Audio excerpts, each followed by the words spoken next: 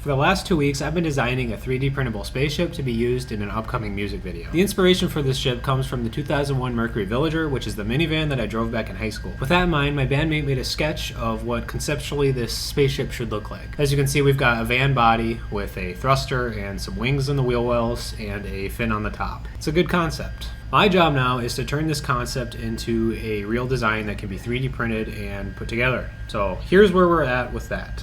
As you can see, I've got the van body looking pretty similar.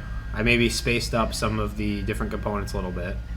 But this ended up being like 28 different parts. Each wing ends up being 3 different parts on its own just to make it manufacturable and assemblable. And then for the different panels, I made those separate parts as well, just to give the final assembly some depth. Also, we can paint these panels a different color from the main body.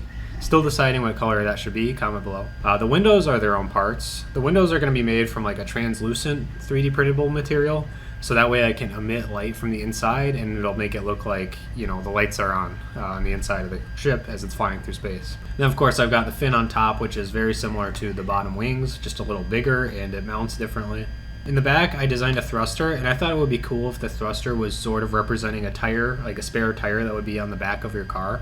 But I also needed to make it sort of that classic thruster shape where it sort of tapers out. And then on the inside of the van itself, I have a compartment for a puck light to sit.